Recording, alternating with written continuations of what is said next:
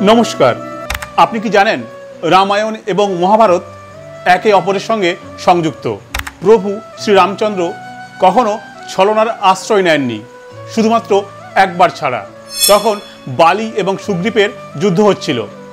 প্রভু শ্রীরামচন্দ্র পেছন থেকে তীর মেরে বালিকে হত্যা করে। তখনই ইন্দ্রদেব এবং সূর্যদেব রামচন্দ্রের কাছে আসেন।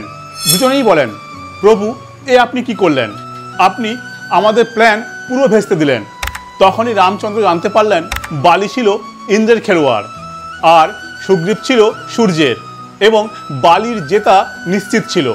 কিন্তু রামচন্দ্রের জন্য যার জেতার কথা সে হেরে গিয়েছিল, আর যার হারার কথা সে জিতে গিয়েছিল।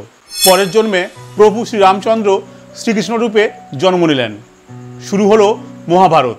কর্ণ ছিলেন সূর্যদেবের পুত্র আর অর্জুন ছিলেন ইন্দ্রদেবের পুত্র।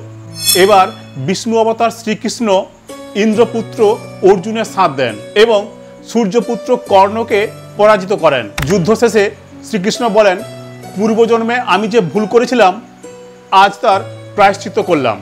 ভিডিওটা ভালো লাগলে চ্যানেলটাকে সাবস্ক্রাইব করে সঙ্গে থাকবেন। দেখা হচ্ছে পরের ভিডিওতে। ততক্ষণ পজিটিভ থাকুন, পজিটিভ ভাবুন। জয় হিন্দ।